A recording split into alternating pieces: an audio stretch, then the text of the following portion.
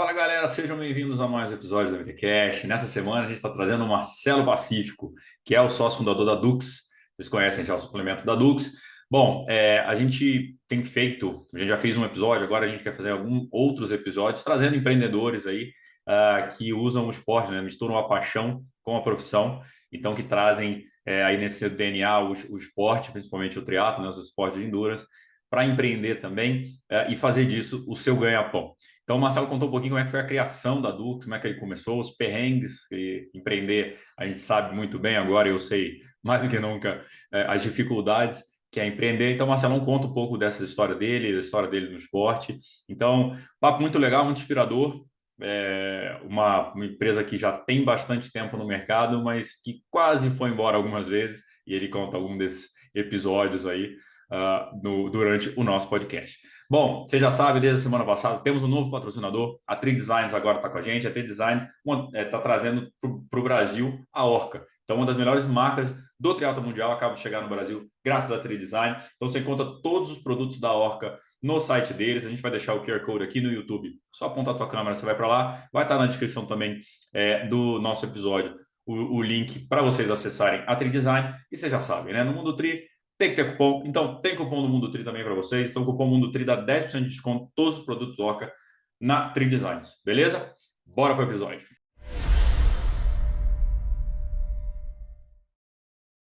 Fala, galera. Sejam bem-vindos a mais um episódio do MTCast. Hoje com a gente, Marcelo Pacífico, sócio fundador da Dux. E aí, Marcelão, beleza? Beleza, Gabriel. Boa noite. Prazer estar aqui com vocês. Privilégio enorme estar dessa vez aqui do outro lado da tela, vamos dizer assim. Eu sempre fui espectador aqui, admirador do trabalho de vocês, e agora estou aqui como entrevistado da noite. É um grande prazer. Boa noite. Pô, que honra, que honra. Assim, eu fico com essa audiência qualificada, eu fico até nervoso aqui. Bom, Marcelão, vamos falar hoje de empreendedorismo, de Ironman. Vamos começar aí pelo mais fácil, né? Que é o Ironman, né? Depende do ponto de vista, né? Exato. E Floripa agora, você fez, foi teu primeiro Iron? Foi minha estreia no Ironman, foi. Depois de alguns anos ensaiando essa estreia, me preparei bastante, não tive pressa. Comecei no triatlon em 2014, estreiei na distância 70.3 em 2015, e desde então vim ameaçando, me aperfeiçoando aqui, me acostumando com a distância do 70.3 até finalmente estrear esse ano. Teve um período de pandemia que acabou prejudicando um pouco a programação, era para ter sido em 2020 essa estreia, mas acho que só contribuí para que eu me preparasse melhor e aumentasse a expectativa, e no final deu tudo certo. Foi bom, a brincadeira, gostou? Cara, gostei. Tive uma boa experiência, tanto no período de treinamento, consegui conduzir de maneira saudável, e o dia da prova, apesar das circunstâncias adversas, eu tenho para mim de que foi um dia mágico, deu tudo certo, encaixou do jeito que eu gostaria, inclusive acima das minhas expectativas.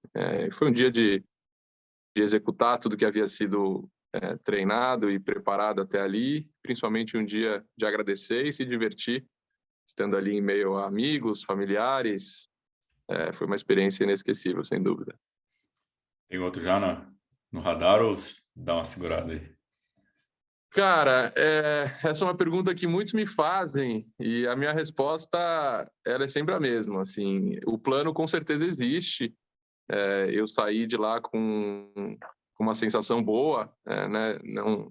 Não tive nenhum trauma, tive com certeza um sabor gostoso, né? Depois de experimentar de passar por toda essa experiência.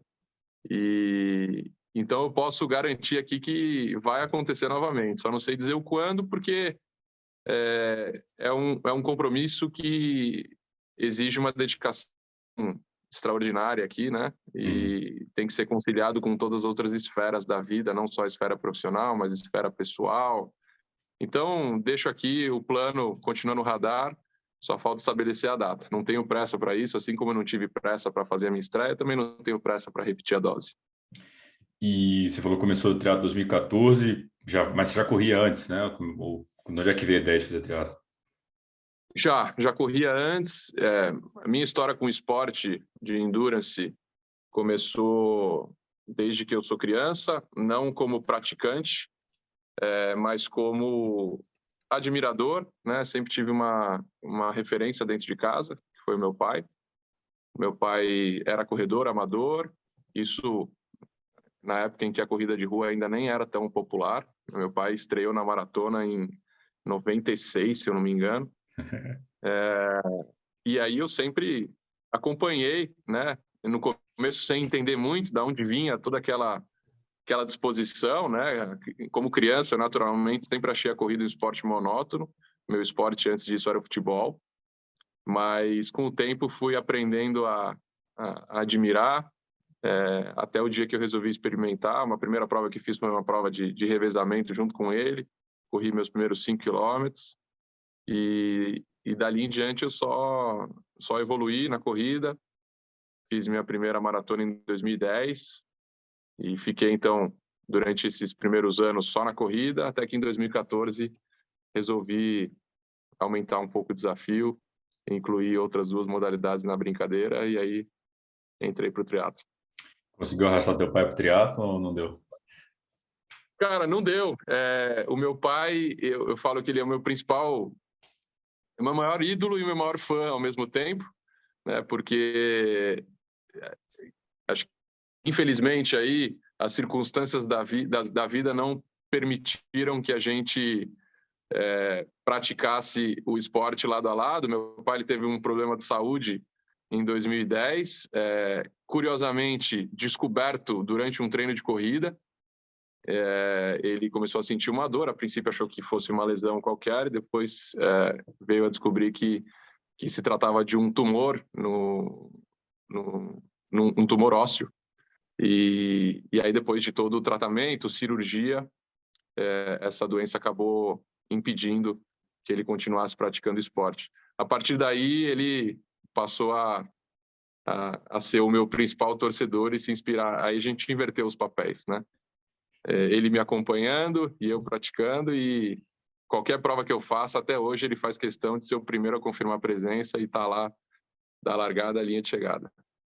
Boa. O negócio está envolvido com o esporte, né, cara? Não, ele não ia conseguir ficar longe, né?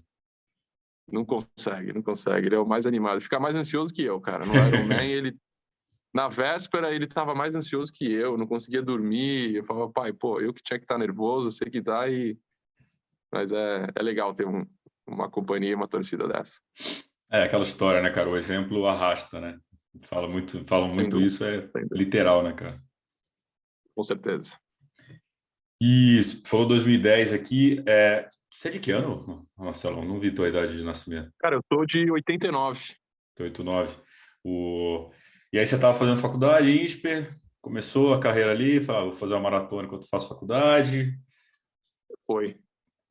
Na verdade, eu já estava no meu último ano de faculdade, eu estava voltando do intercâmbio e, na verdade, cara, deixa eu corrigir uma informação aqui, a minha primeira maratona foi em 2011, tá? 11. 2011. 2010 foi o ano em que eu retomei aqui os treinos de corrida com maior qualidade, mais volume, e fui estrear na maratona só no ano seguinte. Acabei de fazer as contas aqui e percebi o meu equívoco. Então, eu fiz um intercâmbio, onde eu morei fora do país durante quase um ano, em 2010, pela faculdade. E aí, quando eu voltei aqui na reta final da graduação, naturalmente acima do peso, né? Depois de morar na Itália, comendo macarrão todo dia e sem se preocupar muito com a atividade física. E aí voltei a correr, eu já corria um pouco antes disso, mas distâncias menores ainda, como brincadeira. E aí eu peguei gosto de vez, aí que eu fiz a minha primeira meia maratona, e no ano seguinte, em setembro de 2011, eu estreiei na maratona. Então eu estava aí no último ano de faculdade, começando minha carreira profissional, tinha recém completado 22 anos de idade. Foi novo, né, cara? Para fazer maratona é uma idade que Novo. era... Muita gente me desincentivava, treinadores principalmente, diziam que era muito precoce, que eu tinha que ter um pouco mais de paciência. Mas eu fui na onda de uns amigos que estavam treinando comigo, o primeiro se inscreveu, puxou todo mundo, e era a época que Berlim, foi Berlim, minha primeira maratona. Cara, Berlim não tinha nem sorteio, não tinha essa concorrência toda de vaga ali, porque a gente se inscreveu poucos meses antes e tinha vaga disponível ainda, depois que se tornou o que é hoje. Caramba. Geralmente a galera não incentiva muito da maratona, mas você vê teu pai e tudo, cara. Molecada tem que fazer mesmo. Juízo não tem muito, É né? isso. Se não for maratona, ele tá em festa, né? É isso. Pelo menos que a gente descarregue nossa falta de juízo no que é bom, né? No que é saudável. Exato. E, cara, você estava no INSPER, beleza, aí começou, você falou da carreira, né? Eu já puxei a capivara aqui, né? Peguei, começou no mercado financeiro, era aquele plano tradicional, vou lá vou fazer mercado financeiro, ganhar dinheiro no mercado financeiro, era esse o plano? É isso. Cara, era esse o plano, assim, o INSPER é uma instituição que acaba tendo um viés mais forte para o mercado financeiro, né? Naturalmente, acaba direcionando a maior parte dos formandos para essa área, e eu não fui diferente, acabei seguindo o protocolo padrão, né? E quando chegou o momento de entrar no mercado de trabalho, foi o primeiro caminho que eu passei a investir. Então, comecei atuando nessa área, numa corretora, depois fui para banco de investimento e tive, então, meu início de trajetória profissional atuando no mercado financeiro. Em que área que você trabalhou no banco de investimento? Cara, trabalhei dentro de um banco, mas na área de corretora do banco. Então, Ah, tá. continuava em corretora, trabalhando com ações, mas aí dentro já de uma estrutura de banco. E de onde veio a ideia de falar, cara, não quero isso, quero empreender, esse negócio de mercado financeiro não dá. Já tinha essa pulga, já estava? Como é que era essa história? Cara, a pulga já existia, né? E foi até um diagnóstico que eu fiz anos depois, né? Quando eu passei a me questionar dos motivos que me conduziram até onde eu estou hoje, né?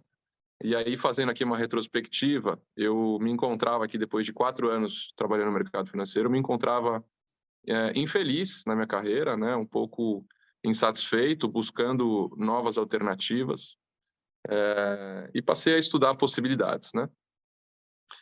E aí, naquela época, o empreendedorismo, sem dúvida nenhuma, era uma delas, porque cerca de 10 anos antes, eu estava no colégio, ainda no ensino médio, e a gente teve um trabalho escolar que consistia na elaboração de um plano de negócios, né? Então, era uma simulação de empreendedorismo, e esse trabalho foi desenvolvido com um grupo de amigos, a gente elaborou um projeto, o projeto foi bem avaliado, e no ano seguinte, o nosso professor matriculou o nosso projeto num concurso que, coincidentemente, estava acontecendo, dedicado a alunos do ensino médio, e que consistia justamente na elaboração de um plano de negócio. Então, o que a gente fez foi aproveitar o trabalho que tinha sido feito no ano anterior, matriculamos o nosso projeto no concurso, passamos por todas as etapas seletivas até a fase final, e no final ficamos em segundo colocado no projeto.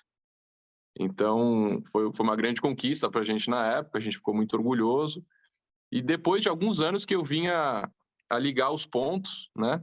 E perceber que essa sementinha plantada lá no início da minha adolescência despertou em mim um interesse muito grande pelo empreendedorismo. E coincidentemente ou não, esse concurso se chamava Despertando Vocações, né? E, de fato, foi uma vocação despertada em mim, e uma vocação que se manifestou 10 anos depois, né? Portanto, em 2004 foi o concurso, e em 2014 foi quando eu passei a buscar uma nova trilha de carreira. Identificava naturalmente o empreendedorismo como um desejo, mas não tinha uma ideia de negócio, até que eu conheci meu sócio, ele tinha uma vontade também de empreender, identificava um potencial no mercado de suplementos, e aí juntou tudo que conspirou a favor da decisão final, né? Um assunto que era relacionado com interesse pessoal meu, que é o esporte, né? Saúde, esporte em geral, tudo que envolve a categoria de suplementos, um grande potencial mercadológico, né? associado à categoria. O suplemento, naquela época, ele estava aqui na iminência de uma explosão, né, de uma trajetória de crescimento acelerado. A gente acreditava muito que isso aconteceria. E aí juntei essas 3 pontas: interesse por empreender, né, um potencial grande no mercado, com a possibilidade de trabalhar com algo relacionado a uma paixão pessoal. E aí a decisão final natural foi aceitar o desafio e começar essa aventura aqui que dura até hoje. E em casa, como é que foi assim, teus pais? Tipo, pô, fez INSPER, tá no mercado financeiro, tá em banco de investimento, não, vou largar tudo e vou abrir uma empresa de suplemento. Como é que foi? Pois é. Cara, assim, meus pais, em geral, sempre me apoiaram muito nas minhas decisões, né? Então, a primeira reação, naturalmente, é uma reação de alertar para os riscos, né? De validação de sanidade, vamos chamar assim.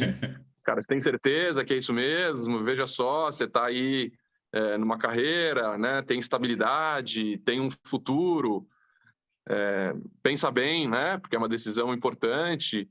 Porém, se mesmo assim, depois dessa reflexão, a sua opinião final for seguir em frente, a gente apoia. Então, havia uma certa incompreensão relacionada ao suplemento, né? Muita gente confundia suplemento com anabolizante, né? Tinha um estereótipo um pouco deturpado da categoria naquela época, né? Uhum. Mas depois de explicar direitinho do que se tratava, acho que eles concordaram e sempre foram meus principais apoiadores até aqui.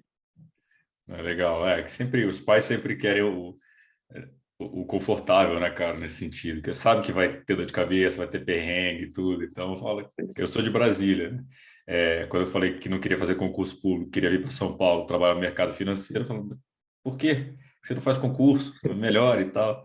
Então, choca, né? Pois é, pois é.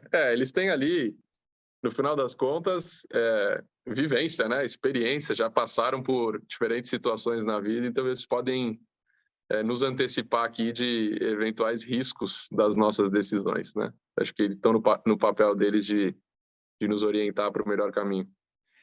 Exato. E, cara, beleza, fui. Primeiro dia. Como é que começa uma empresa? Como é que você monta uma empresa de suplemento que você não sabia nem por onde começar? Cara, pois é, pois é. Foi uma mudança radical aqui de rotina, de dia a dia. Eu sempre digo que foi uma decisão bastante inconsequente, porque a gente tomou essa decisão muito movidos pelo interesse, né, em mudar de carreira e, claro que o principal elemento que motiva essa decisão é aquela atitude intempestiva e inconsequente do jovem, né? Bom, vamos lá, vamos assumir, depois a gente vai vendo o que vai surgindo pela frente e vai resolvendo os problemas. Então, assim, a gente sempre costuma dizer, e aí é uma verdade nossa, né? É um lema nosso aqui, sempre repetido, de que a Dux ela não surgiu de um plano de negócio, né? Ela surgiu aqui de um movimento de vida mesmo.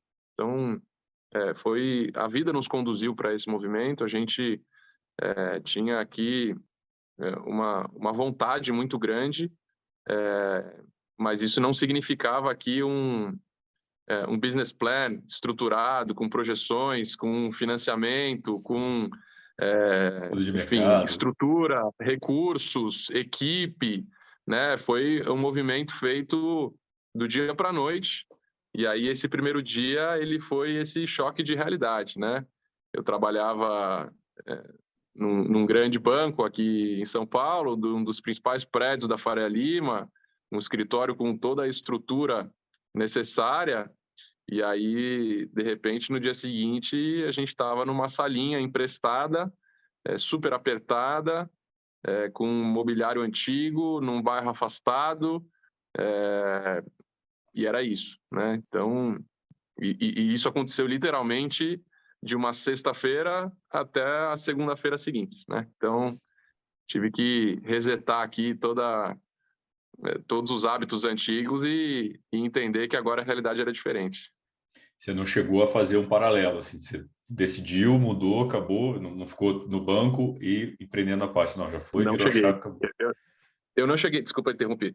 Não, Eu tranquilo. não cheguei a fazer o paralelo justamente porque quando eu conheci o meu sócio, ele me convidou para fazer parte do negócio com a única condição de que eu me dedicasse exclusivamente ao negócio, porque ele não poderia, ele ainda tinha um trabalho paralelo e ele precisava de alguém que pudesse estar no dia a dia da operação. Então, essa foi a condição básica aqui para que a gente avançasse nas conversas. Então, realmente, eu tive que largar o emprego para começar aqui no projeto da empresa. Show. E, cara, uma dúvida, de onde é que vem Dux? Porque o nome Dux? Dux tem uma origem no latim, significa liderança.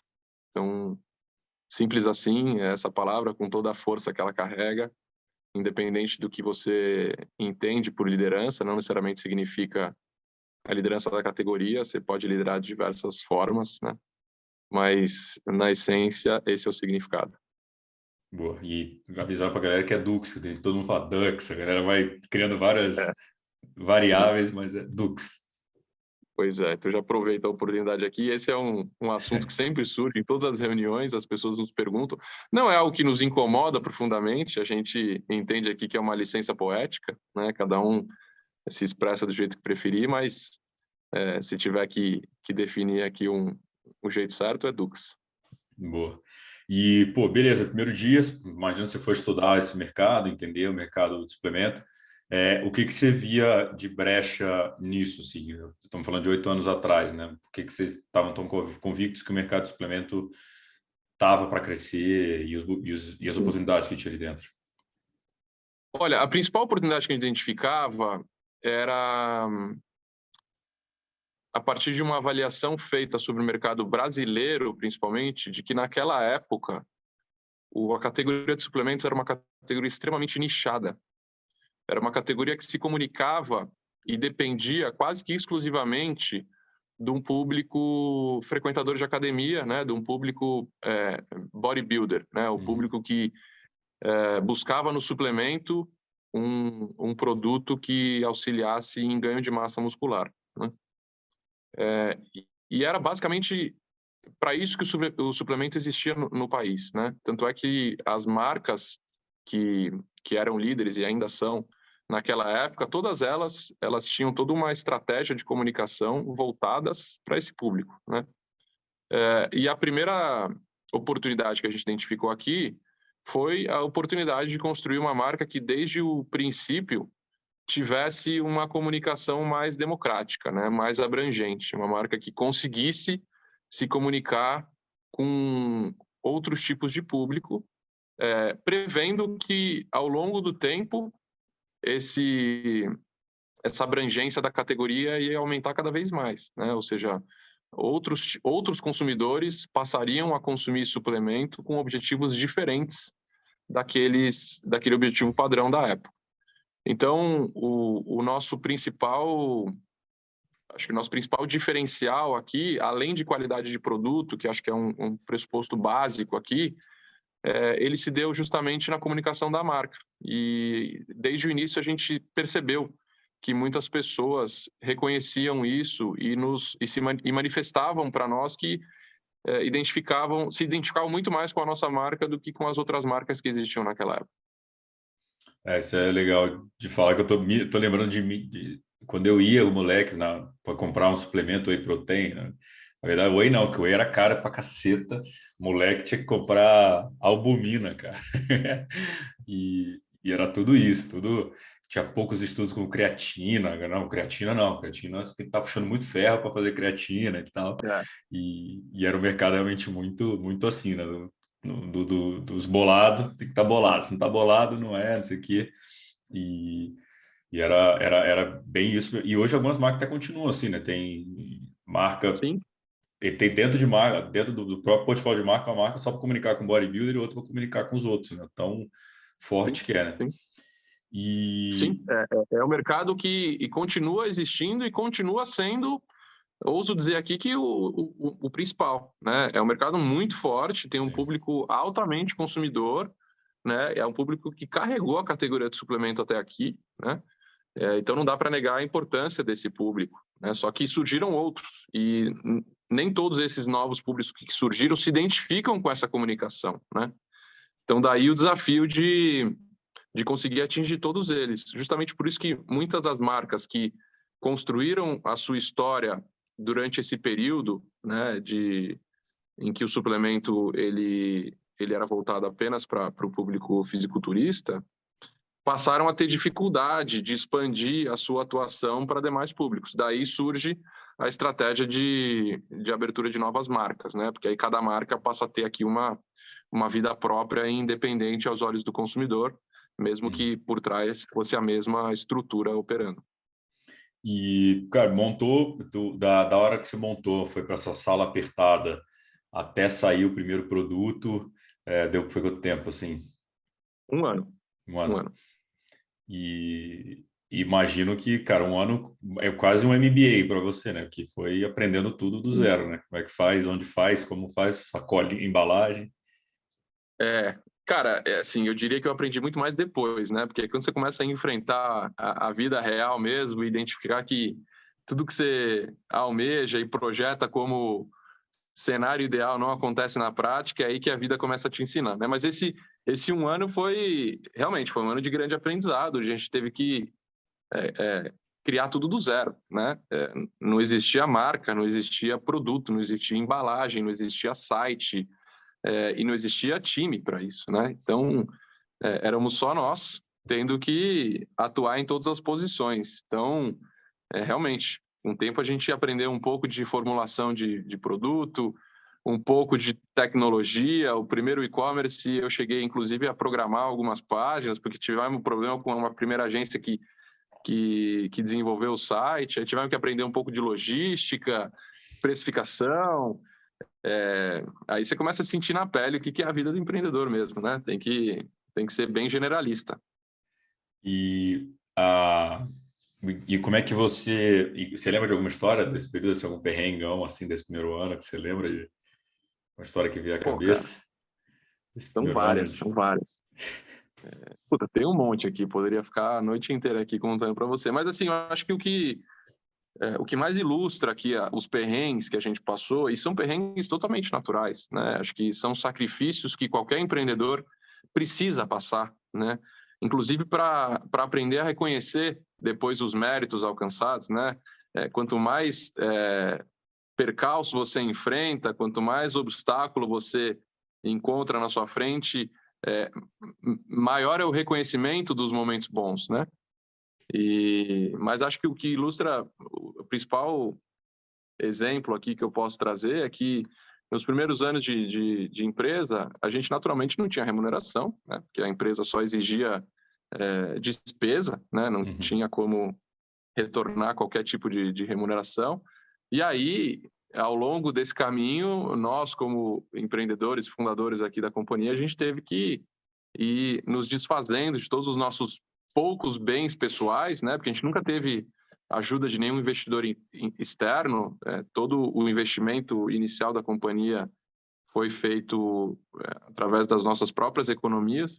Então a gente teve que vender de tudo. Vendi meu carro, não tenho carro até hoje. Vendi televisão, vendi videogame, até o momento que eu não tinha mais o que vender e precisava de alguma alternativa aqui para poder me sustentar, né?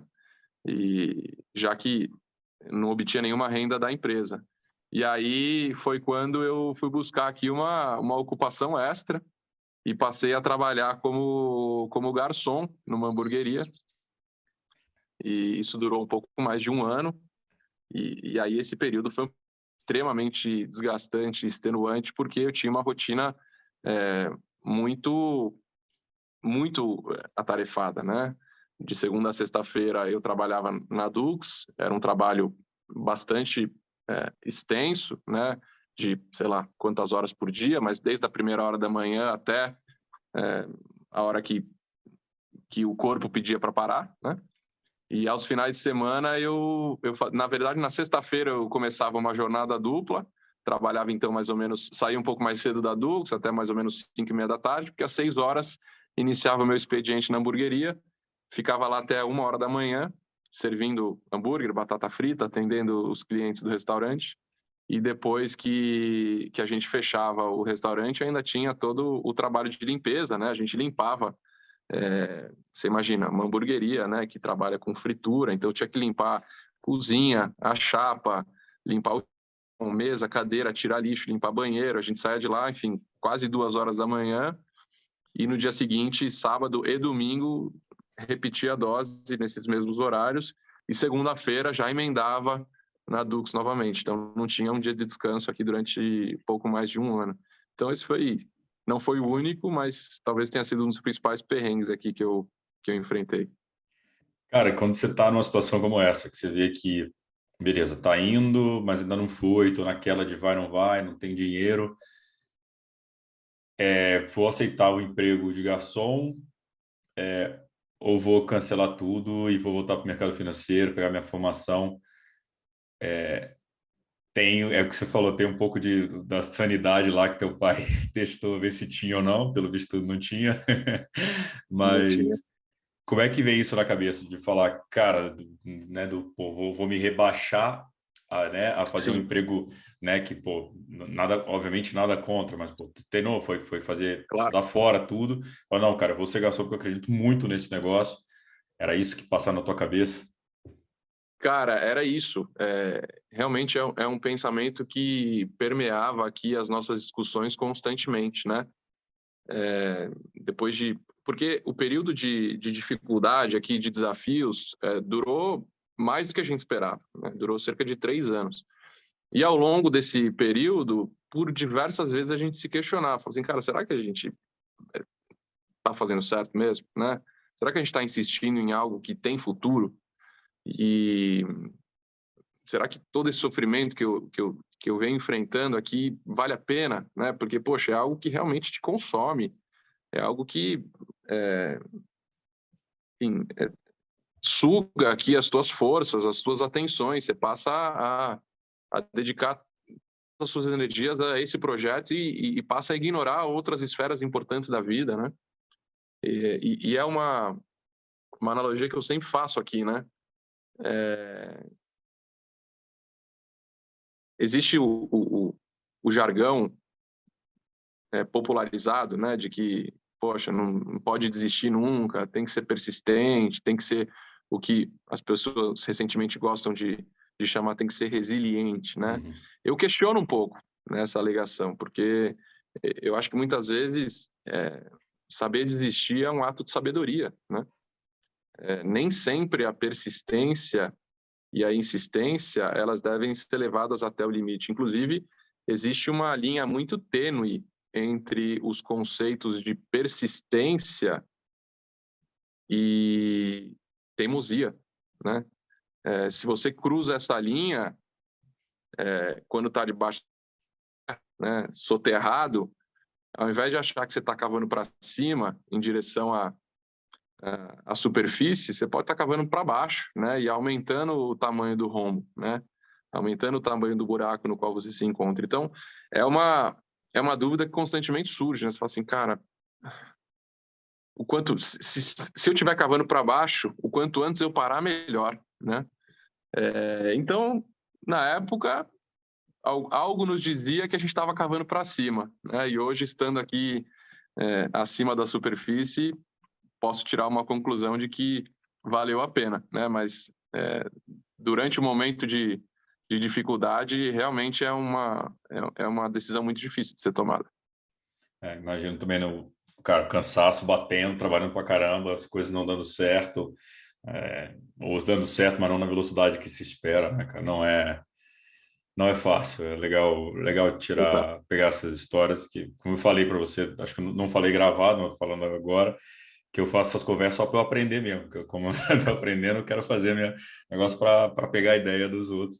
E concordo com você, cara. Acho que é muito lindo falar a história de resiliência, no pain, no gain, desistir não é uma opção, blá, blá, blá.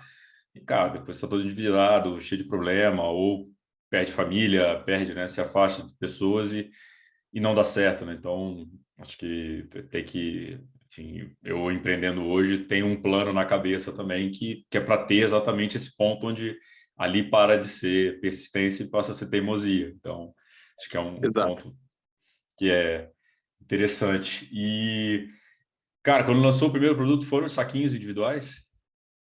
Foram, Os foram famosos saquinhos. saquinhos. Esse era o conceito original da companhia, né? Era o nosso modelo de negócio. A gente acreditava que conseguiria se diferenciar do mercado pelo formato de apresentação do produto. Então, a gente questionava o uso das grandes embalagens, né? A funcionalidade dessas embalagens, dado que o suplemento ele é um produto de consumo recorrente, de consumo diário, em diferentes momentos do dia.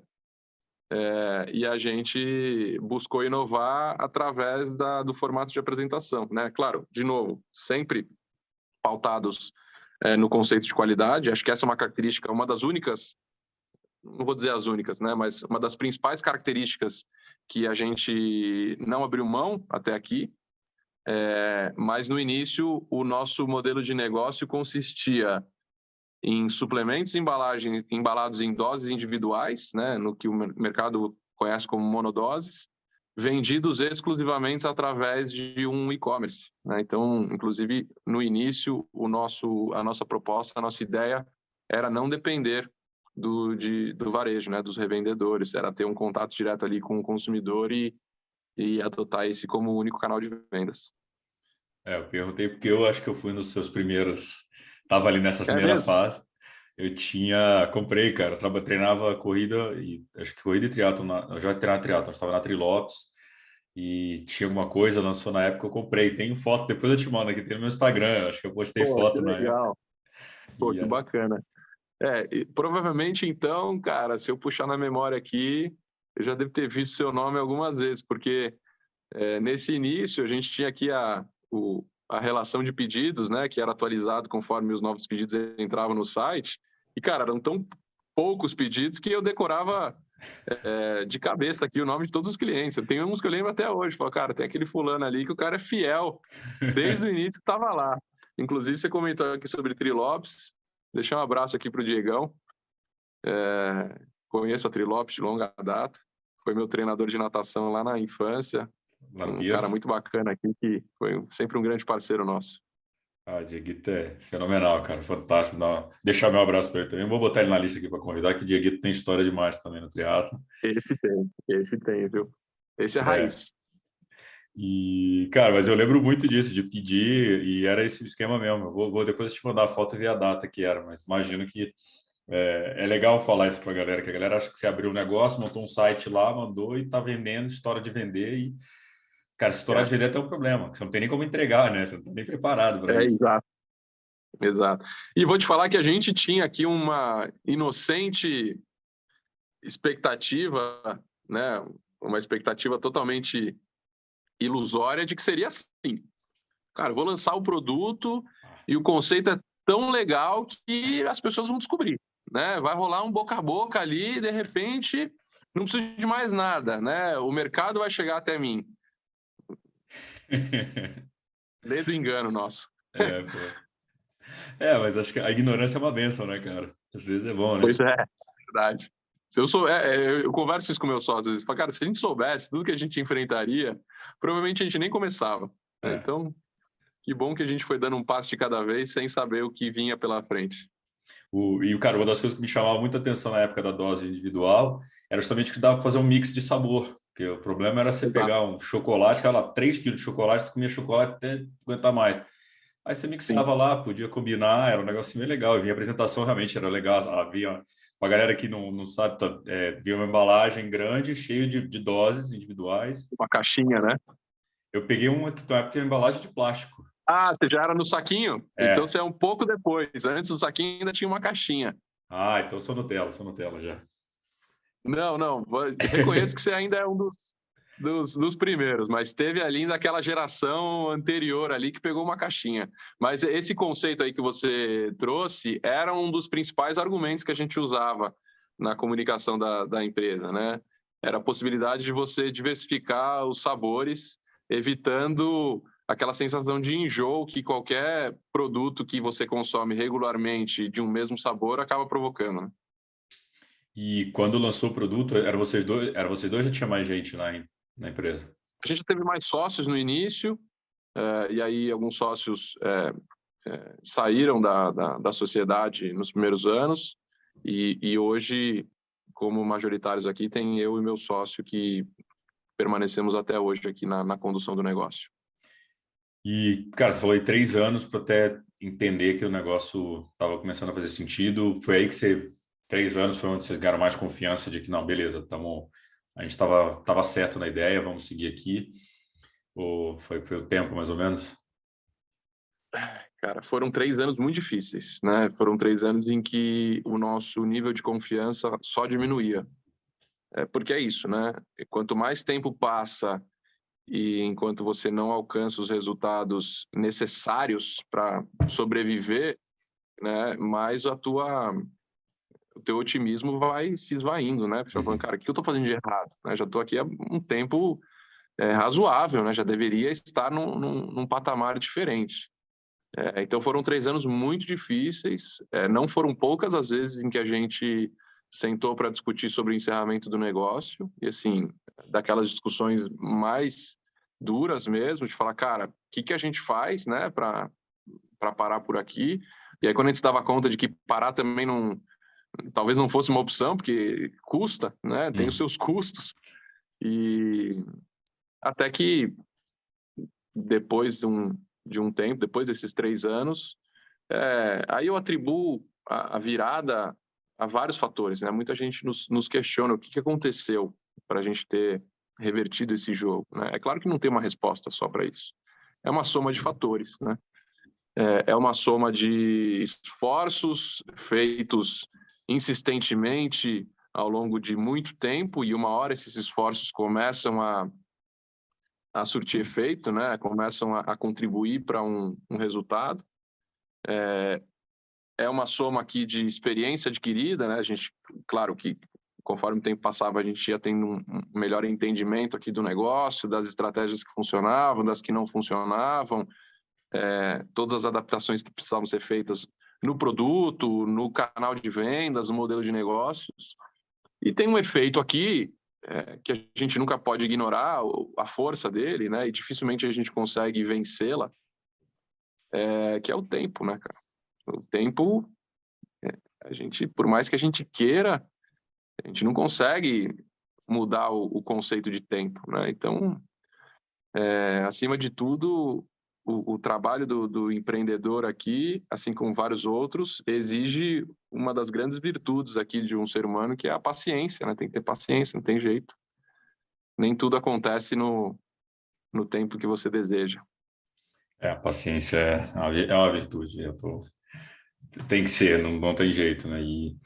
E, cara, tu falou, beleza, tem 3 a 5 anos, a coisa começou a mudar e tudo, e da estratégia da monodose mudou também. Quando é que foi isso, de Mudou. testar e viu que o negócio não era, que o negócio era? Foi. Cara, essa foi uma das primeiras conclusões que a gente chegou, foi aproximadamente um ano depois de ter lançado o negócio. A constatação que a gente fez é que, apesar de ser um conceito interessante, né, aos olhos do consumidor, porque realmente endereça muitas das dores do consumidor de suplemento, né, apesar de ser ali uma embalagem simpática, que tem um apelo diferente, no final das contas ela tem ali um efeito que é insustentável, né, que é um efeito de custo, né, o produto ele é mais caro. E o preço pesa no bolso do consumidor, né? Por mais que você tenha suas características que interessam ao seu consumidor, o processo de tomada de decisão ele é feito com uma grande ponderação de bolso, né? Então, a gente começou a perceber que, apesar de todas as qualidades, o consumidor às vezes acabava preferindo ainda o pote porque era mais acessível, né? E isso inviabilizava uma série de estratégias e ideias que a gente tinha. Foi quando finalmente a gente passou a compreender o porquê do mercado inteiro atuar de uma forma, né? Existia um motivo para isso, não é que a gente estava sendo ali disruptivo e havia descoberto o- uma inovação totalmente diferente, né? O mercado nos mostrou, né? O consumidor acabou nos provando de que legal ter a opção da monodose, mas você precisa ter um produto que seja competitivo em termos de preço, né? Para poder ter resultado. Cara, é um pouco. A ignorância é uma benção, mas eu também o que você entrou falando da teimosia e persistência, né? Tá aí um aviso de que, tipo, persistisse talvez naquele modelo, você continuou persistindo na tua ideia final, que era a Dux. Mas você viu aquele Sim, negócio, falou, cara, e aí tem que. é, Não dá exatamente. pra. Aí a gente tratou de acelerar um plano de adaptação de embalagem, que você tem, cara, desse jeito aqui, não vai rolar. A gente precisa ter um produto na embalagem tradicional de mercado, né? Com a qual o consumidor está acostumado. E isso foi 2000. Aí isso foi o quê? 2000 e. Isso Quando... foi 2016. Então, a empresa vai fazendo aqui a cronologia dos fatos. Eu me demiti do meu emprego em 2014, passamos um ano em fase pré-operacional de estruturação do negócio. O negócio foi lançado em 2015 e em 2016 a gente já estava rodando aqui uma reformulação de embalagem. E, cara, em relação ao mercado que você via dessa oportunidade lá atrás e os aprendizados, como é que você vê o mercado hoje de suplemento no Brasil, né? Cara, é uma transformação radical, né? Assim, a gente previa que o mercado cresceria, né? Que o mercado receberia a entrada de novos consumidores que buscariam no suplemento outros objetivos. No início, o nosso plano foi expandir a atuação dentro do esporte, ou seja, cara, não existe só o fisiculturista, não existe só o frequentador da academia, existe o triatleta, existe o lutador, existe o escalador, existe o praticante de esportes radicais, né? Portanto, a gente queria se comunicar com esse público também, né? Mas, à medida do tempo, a gente começou a perceber que existia um potencial ainda maior a ser explorado, né? E essa conclusão ela foi feita avaliando tendências globais, né, de consumo, né? Geralmente, quando a gente observa mercados mais maduros, dá para capturar muitos aprendizados, né? E então esse movimento ele foi acontecendo ao longo dos anos, né? Era visível aqui que cada vez mais o suplemento passava a ser compreendido pelo consumidor, não só pelo consumidor, mas também pela comunidade prescritora, né? Por incrível que pareça, no início tinham muitos nutricionistas que tinham preconceito com o suplemento. E esses preconceitos foram sendo desconstruídos ao longo do tempo. Isso foi cada vez mais aumentando o mercado endereçável da categoria, até que surgiu um evento que ninguém esperava que acontecesse, né? Um evento que afetou o mundo todo em proporções sem precedentes, né? Um evento que fez o mundo se fechar, né? Não só as pessoas fecharam dentro de casa, mas o comércio fechou, as escolas fecharam, as bolsas fecharam, os aeroportos fecharam, os países fecharam suas fronteiras, né? E de repente a gente se deu conta de que a maior crise que acometeu o nosso planeta na era moderna, né, pós período de guerras, ao contrário do que muitos especialistas previam, não foi uma crise hídrica, não foi uma crise financeira, não foi uma crise nuclear, não foi uma crise política, foi uma crise sanitária, né? Foi uma crise que afetou o nosso bem maior, né, o nosso maior patrimônio aqui, que é a nossa saúde, né, e provocou aqui reações de medo no mundo todo. E essa reação de medo fez com que todo mundo revisse os seus hábitos, né, os seus conceitos, o seu consumo. E assim como vários outros mercados foram impactados positivamente, todos aqueles direta ou indiretamente relacionados com a saúde sofreram um impacto positivo com toda essa loucura que afetou negativamente o planeta como um todo. O suplemento talvez tenha sido um dos principais, né? Porque as pessoas de repente começaram perceber que existia uma categoria de produtos que atendia justamente esse ativo que estava sendo ameaçado, né, que é a nossa saúde. Então, isso provocou aqui foi o que provocou a maior transformação aqui ao longo da nossa trajetória, né? Tanto é que, para todo mundo que eu conto essa história, provavelmente com você também, talvez não com você, porque você já era um consumidor de suplementos naquela época, mas todo mundo ou é a pessoa ou tem alguém conhecido que passou a consumir suplementos a partir da pandemia, né? Então, isso foi o gatilho que disparou aqui um crescimento mais acelerado no mercado, apesar de ser um efeito que a gente já esperasse que acontecesse, né? Desde o início a gente imaginou que isso aconteceria, talvez não nessa velocidade, né? O que a pandemia acabou provocando aqui foi uma abreviação de todo esse processo. E não com esse... O resultado final foi bom, né? Mas não com esse peso todo, né? Que veio, né? Tendo que ser uma pandemia, todo mundo trancado em casa. Exato. E... Pois é, tem todas as consequências negativas aqui que são inegáveis, né?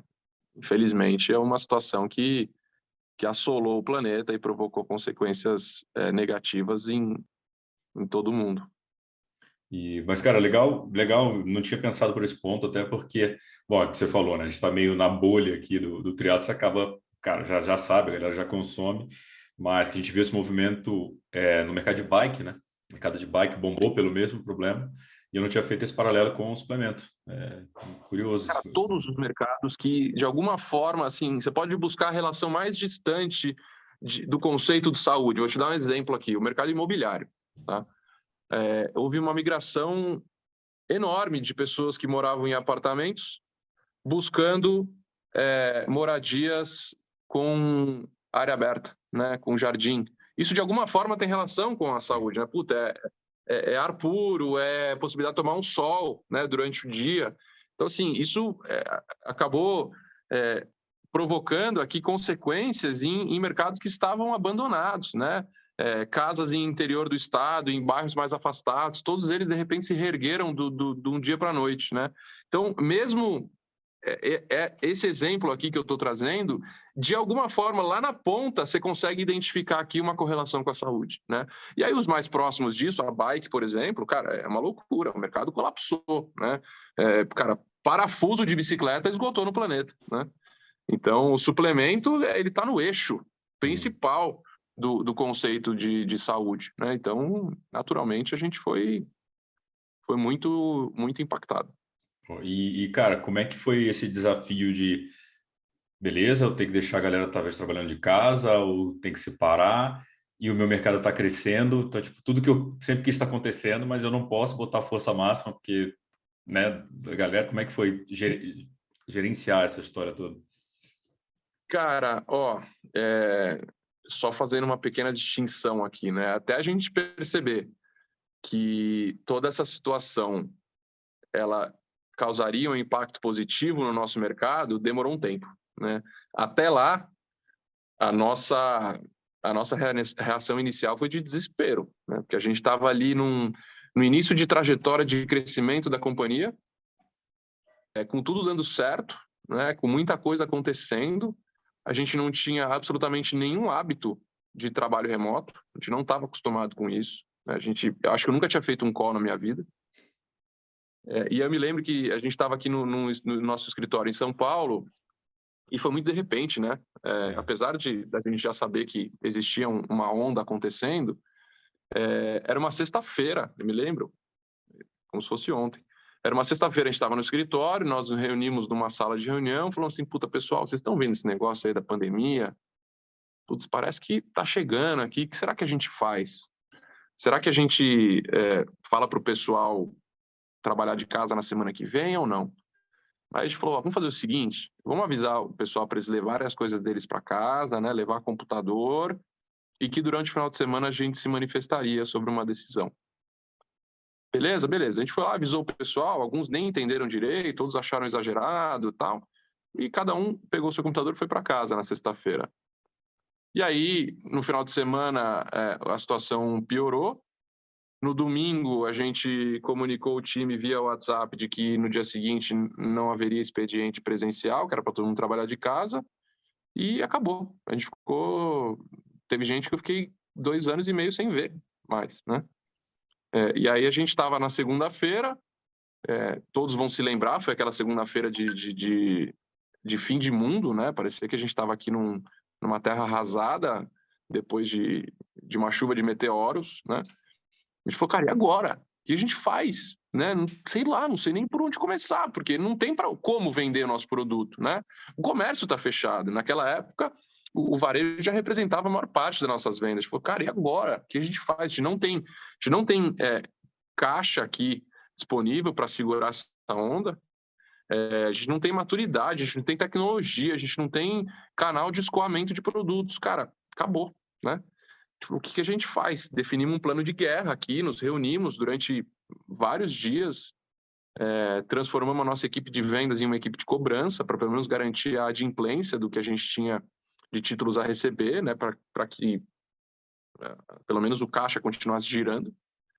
E, cara, sei lá, começamos, além de chorar, buscar qualquer tipo de alternativa, né? E aí surgiram ideias, né? Como a farmácia era um comércio de bens essenciais, né? A gente não tinha carteira em farmácia naquela época. A gente falou, cara, a gente precisa de alguma forma entrar nesse canal, né? Só que a gente não tinha produto para isso. Então, chegou uma situação que, inclusive, a gente teve que lançar um produto aqui em tempo recorde. A gente conseguiu tirar um produto do papel até o lançamento em coisa de 2 semanas, envolvendo aqui, ó, compra de insumo, embalagem, mandar rodar e fazer uma estratégia de lançamento, 2 semanas o produto estava no mercado. Então, assim, realmente foi uma estratégia aqui que era o nome do projeto, inclusive, que a gente adotou nos registros internos, chamava Plano de Guerra. E aí, até que depois de isso durou 2 meses, foi mais ou menos março, abril, maio, a gente começou a perceber algumas primeiras sinalizações de reação. E aí, desde então, a gente conseguiu começar a retomar aqui a atração do negócio. Pô, caralho. Quando você falou lá de ter sido positivo, eu já pensei, falei, bom, com certeza a primeira reunião, quando ouvi falar pandemia, não era que vai bombar esse negócio.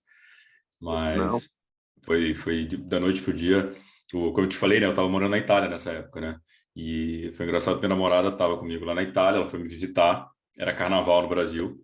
Ela foi me visitar, era pré-carnaval. Foi me visitar, ela foi embora na segunda-feira de carnaval. E eu também lembro, foi o primeiro dia que eu recebi uma mensagem. O assunto já estava acontecendo, mas ninguém. É aquele meu negócio. Eu estava na Itália, em Milão, que foi a região ali mais afetada, né? E foi o primeiro dia que eu recebi a mensagem de que a academia fecharia. Ela voltou, foi na segunda-feira de carnaval que ela voltou para o Brasil, já tinha umas amigas dela que não queria vê-la.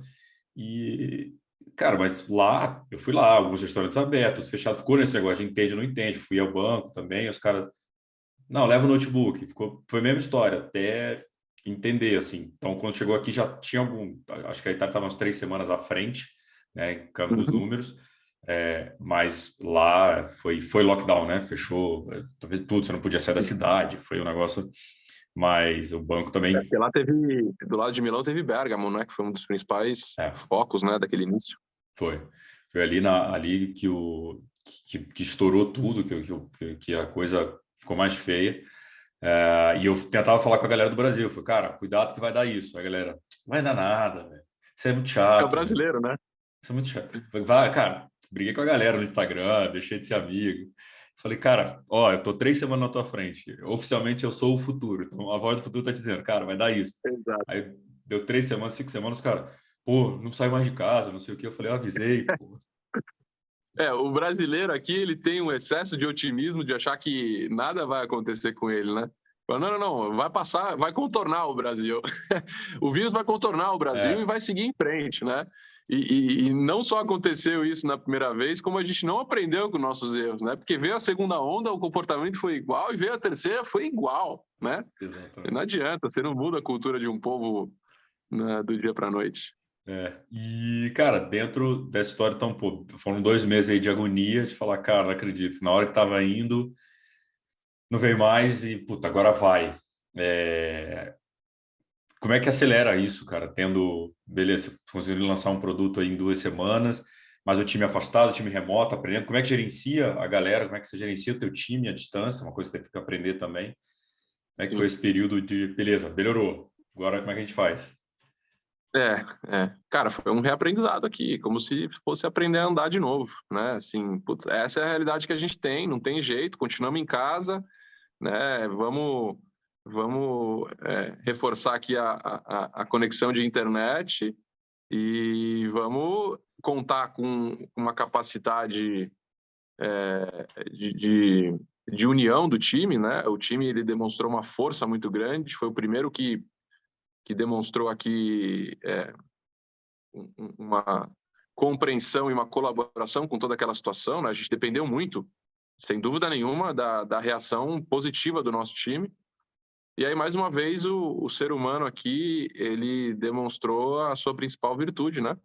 Que é uma capacidade de adaptação a diferentes situações. A gente se adapta, não tem jeito, cara, não tem opção, né? Mas foi um desafio, a gente teve que fazer uma gestão à distância, até o momento em que algumas restrições começaram a ser afrouxadas, foi quando a gente passou a liberar o nosso time de vendas para a rua, né, com todos os cuidados necessários, e aí, mesmo assim, a gente enfrentava aqui casos de contaminação que faziam com que essas pessoas tivessem que se isolar novamente, mas durante todo o tempo, tinha também o time de operação, né, de logística, que não tem o que fazer. Esse time precisa expedir, não dá para expedir de casa, né? Não dá para fazer logística remota, né? Então, assim, a gente teve um cuidado muito grande, prezando principalmente pela saúde do nosso time, que era o principal preocupação. E tanto é que quem a gente conseguiu segurar, né, quais as áreas que poderiam desempenhar um trabalho remoto, permaneceram assim até um longo período. A gente só começou a retomar o trabalho presencial muito tempo depois, né? Pra você ter uma ideia, aqui em São Paulo, no nosso escritório de São Paulo, só retomamos esse ano. E como é que na tua cabeça assim, você acha que funciona o remoto assim para você? Você acha que isso pode ser o futuro do, não só na Dux assim, mas numa maneira geral assim, você acha que as pessoas conseguem trabalhar remoto assim, grandes empresas por Cara, muito tempo? funcionar, funciona, tá? Só que, acho que como tudo na vida, a gente deve evitar os extremos, né? Então, veio essa pandemia para primeiro nos ensinar que existe uma outra forma de trabalhar, uma outra forma de se relacionar, que a tecnologia, felizmente, estava aí para permitir que isso acontecesse. Eu fico Uhum. imaginando se essa pandemia acontecesse há 20 anos atrás, o que seria do mundo, né? Sem internet, sem WhatsApp, sem vídeo, né? Seria um desafio muito maior. Uhum. Só que depois de 2 anos nesse formato, a conclusão que eu chego é que o ideal não é nem um extremo, nem o outro, porque os dois têm os seus prós e contras, né? O trabalho remoto permite versatilidade, permite um time descentralizado, permite uma certa eficiência maior com as pessoas que se concentram mais trabalhando de casa, evitando deslocamentos para fazer reunião, as reuniões acontecem muito mais em sequência. No entanto, o trabalho presencial ele tem o seu valor que é insubstituível, né? Existem coisas que não são substituídas pela tecnologia, né? Que é o contato humano, é o olho no olho, é a oportunidade do cafezinho para jogar a conversa fora, puxar uma cadeira aqui, sentar do lado do colega para tirar aquela dúvida e fazer aquela discussão rápida. É, assim, é esse cotidiano que a gente perdeu ao longo do tempo. No início, a gente teve a falsa sensação de que ele não faria falta, né, de que o remoto talvez fosse realmente a tendência, que a gente poderia viver assim para sempre. Só que depois de um tempo maior vivendo dessa forma, as dores começaram a se manifestar mais. Então, hoje, a nossa política interna aqui dentro é adotar o regime híbrido, deixando aqui o time mais livre, né, para intercalar entre o trabalho físico e presencial, reconhecendo aqui as vantagens e desvantagens de cada um. E acho que também tem outro desafio em empresa menor, empresa nova, que é a cultura, né, cara? A cultura está crescendo, a empresa, de repente se descentraliza tudo, Isso. fica difícil, né? Manter, criar uma cultura. Sem dúvida, acho que você tocou aqui no principal ponto. Tanto é porque, no nosso caso especificamente, é, muito por conta desse crescimento que a pandemia provocou, o, o nosso time ele foi recrutado à distância, né? Pra você ter uma ideia, quando começou a pandemia, nós éramos cerca de 60, 70 colaboradores, né? Hoje nós somos um pouco mais de 300. Então, Cara. grande parte desse time eu nunca vi presencialmente, né? Então, é muito difícil você conseguir transmitir todos esses aspectos relacionados à cultura, a valores, a você conseguir estabelecer um clima organizacional quando no meio de duas pessoas tem uma tela, né? É muito diferente do que você estar no mesmo ambiente, respirando o mesmo ar, fazendo happy hour no final do dia, fazendo aquela brincadeira com o colega, e tudo isso são elementos que constroem uma cultura, né? E a gente sempre foi reconhecido pela nossa cultura. Então, realmente, o trabalho à distância, ele aumenta muito mais o desafio de manter a cultura forte. É 300 pessoas, cara. Quem diria que em 2014 o garçom aos finais de semana acabou. Pô, cara, É doido, é louco olhar isso, né, cara? é muito louco.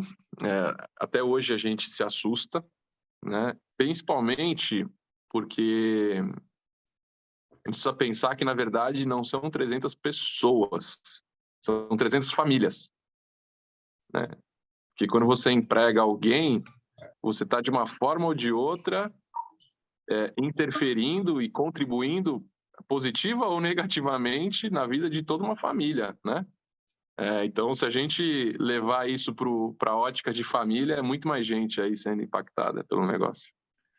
Tava no não business plan, tinha essa ideia de ter 300 famílias embaixo de Jamais, você.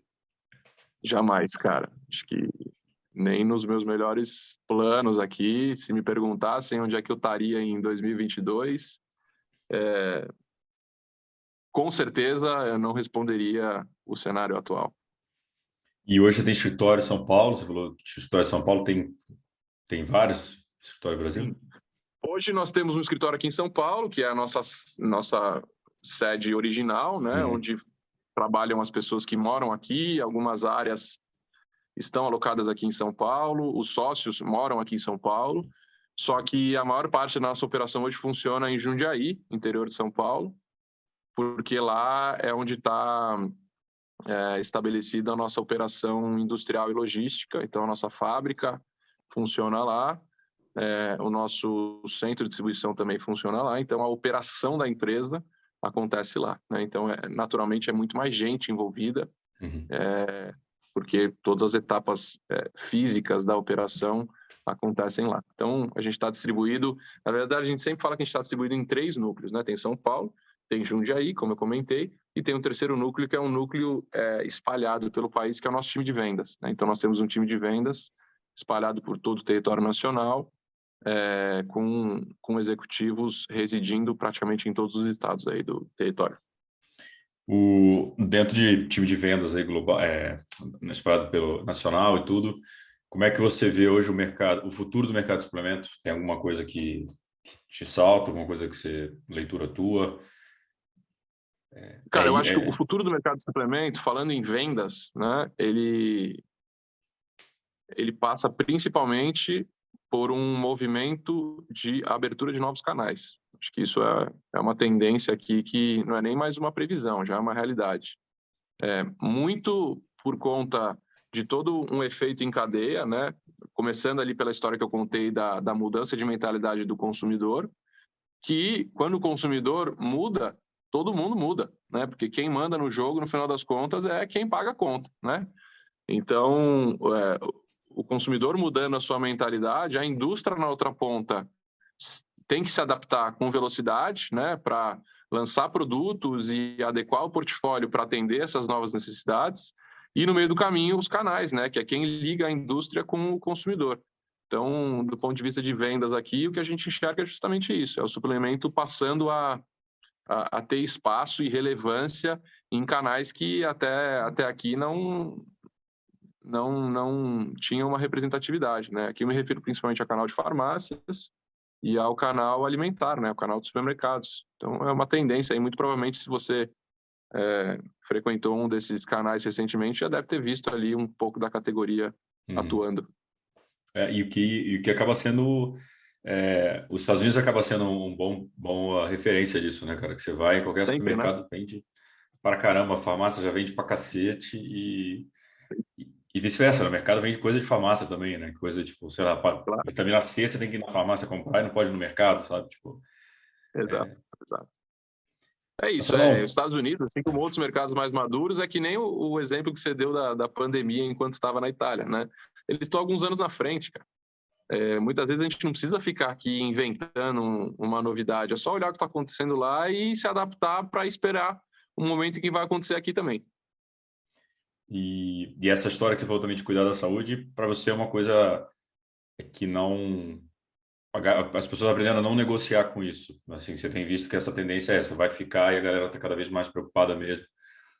Sem dúvida. Passando. Diferente do que outras ondas que a gente sempre observa, né? Que muitas delas são a tal da moda, né? E a moda, ela tem o seu momento de evidência e depois ela tem o seu momento de queda, né? Nesse aspecto, eu tenho plena convicção de que esse movimento pela saúde não é uma moda, é uma tendência. É uma tendência. Acho que a população percebeu que é importante cuidar da saúde. Dificilmente eles vão se convencer do contrário a partir de agora. Show. Cara, indo para a reta final aqui, qual que você acha que foi a melhor lição aí que o esporte te deu? Na verdade, que o esporte não, que o empreendedorismo te deu. Vai. Vamos... Pô, cara, pergunta difícil.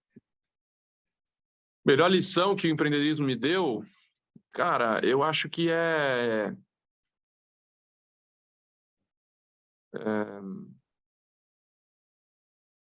eu acho que é a capacidade de, independente dos desafios, independente das dificuldades, você se manter firme ao seu propósito, aos seus valores, né?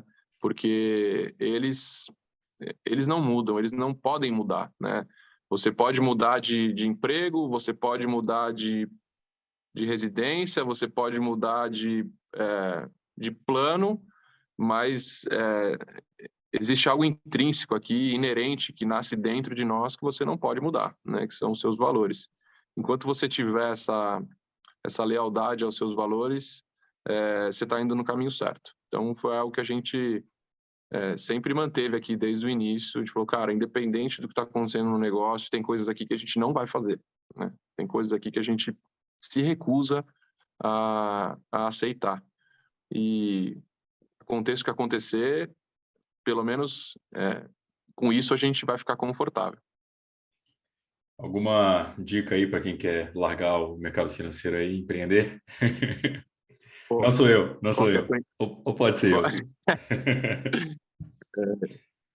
Cara, a dica que eu dou é... Primeiro, acredite, né? Acredite, mas saiba analisar todas as situações com bastante imparcialidade, né? Separando a razão da emoção. Talvez o meu conselho é um conselho que nem todos gostariam de ouvir, mas assim, aprenda a desistir quando for necessário, né?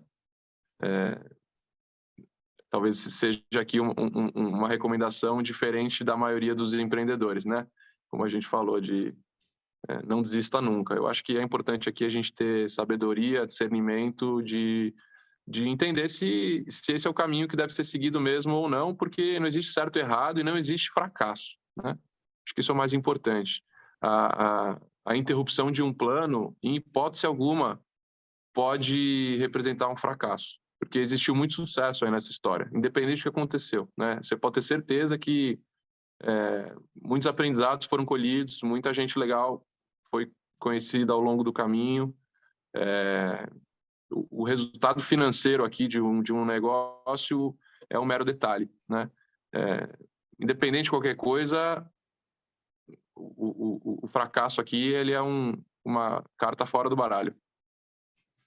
Se for tipo, estimar fracasso como deu lucro ou não deu lucro é uma coisa, né? Mas concordo com você. Vejo até, puxo para mim essa dica do... A gente comecei, né? Estamos no Mundo Tri hoje porque eu comecei com o Jogo Justo, que não deu certo, em teoria, mas me deu a oportunidade de virar sócio do Mundo Tri e talvez o Exato, propósito do Jogo Justo exato, nem fosse o Jogo Justo, fosse nos colocar aqui nessa posição, né? Então, fosse exato. olhar Você tem um assim. grande exemplo aí na sua vida. E paciência, né? Tem que ter paciência. Aprende o que Pois vai é, apanhar. essa era a última coisa que eu ia falar. Paciência, cara. Não adianta querer inverter a ordem das coisas. Tudo acontece no seu tempo. Existem muitos efeitos que só acontecem com o peso do tempo, né? Então é isso. A gente tem que ter paciência, tem que ter confiança, tem que ter valores muito bem estabelecidos e competência, né? É, Competência aqui também é isso um é verdade. aspecto importante. Marcelão, qual que é o teu sonho hoje? Meu sonho profissional, meu sonho pessoal. Você que manda. Os dois, ou um ou outro, você que manda. Legal, boa pergunta. Bom, venho realizando alguns sonhos aqui recentemente, né? Tanto no âmbito profissional, acho que tudo que a gente construiu até aqui, apesar de estar longe do que a gente ainda pretende construir, é uma sensação de realização, né? No âmbito esportivo, poxa, acabei de completar aqui um ciclo de um dos maiores objetivos dos últimos anos. Cara, a partir daqui, meu sonho é deixar uma contribuição positiva, é deixar aqui um legado, é fazer com que as pessoas, de alguma forma, reconheçam que muito mais do que construir uma empresa que dá lucro, que dá dinheiro, é que as pessoas consigam enxergar que a gente construiu uma empresa que contribui para o bem, né? Que contribui para a saúde, que está aqui por algo positivo, que está aqui conseguindo construir um time que trabalha alegre, que trabalha satisfeito, que vem para o trabalho toda semana realizado e motivado para os próximos desafios. Então, uma das maiores satisfações que a gente tem aqui no nosso dia a dia, muito mais do que olhar o resultado no final do mês, é olhar o sorriso no rosto da galera, né? Manifestando genuinamente que, depois de muitos anos de carreira, se encontraram profissionalmente, que estão num ambiente de trabalho diferente de todos aqueles que já, pelos quais eles já passaram. Então, a gente é muito mais apegado aqui ao impacto que a gente cria na vida das pessoas do que o impacto financeiro. Então, acho que o meu sonho aqui é a gente continuar nessa trajetória, a gente poder estar aqui por mais muitos anos à frente do negócio, vendo aí todos os efeitos positivos que a marca e os produtos causam nos consumidores, nos nossos colaboradores, nos nossos parceiros, nos nossos amigos. Acho que é um sonho que não tem uma linha de chegada, né? É um sonho que é o sonho da caminhada. Show. Cara, te agradecer aí pelo teu tempo, contar a tua história de vida pra gente. Acho sempre legal. A galera tiver uma foto hoje e falar, o cara é sócio da Dux, o cara carros importados, viagens e tudo. Aí você vê a história do cara, o cara teve que trabalhar jornada dupla para poder fazer esses perrengues. A galera geralmente não pula e acha que história de sucesso é só o capítulo final, mas é o capítulo atual, talvez, mas a caminhada, tanto de porrada que toma, é legal dividir isso, cara. Te agradeço dividir isso com a gente. Pô, cara, eu que agradeço. Foi um prazer estar aqui com você essa noite. Repito aqui que sou um grande fã do trabalho de vocês e estou muito feliz em poder contribuir de alguma forma e poder participar aqui desse bate-papo. E espero que a gente continue se encontrando aí como a gente vem se encontrando nos diferentes momentos aqui, tanto da vida pessoal quanto da vida profissional. Acho que o Mundo Tri aqui, hoje, orbita a minha vida em vários momentos aqui. Quando eu vou fazer uma prova, o Mundo Tri tá lá. Quando eu vou num evento pela empresa, vocês estão lá também. Quando eu vou abordar um atleta, ele acabou de fazer aqui uma entrevista com vocês. Então, muito legal aqui essa relação de parceria que a gente vem construindo. Não, eu te agradeço também por abrir a porta aí sempre. E já conheci até o headquarter aí, já fui na sede aí nova, tá bem legal também. Parabéns aí Legal. pela mudança. E, cara, Valeu. portas abertas sempre também, se precisar, sabe que tá em casa. Tamo junto, Gabriel. Obrigadão. Grande abraço a todos. Até a próxima. Isso aí, galera. MT Cash, Marcelo Pacífico, sócio fundador da Dux. Então, segue aí, compartilha, segue o Marcelão também. Segue a Dux também. Tem lá, encontrando na Bom, farmácia. importante. Dá essa ajuda aí. Exato. É isso aí, galera. Valeu mais um MT Cash para vocês.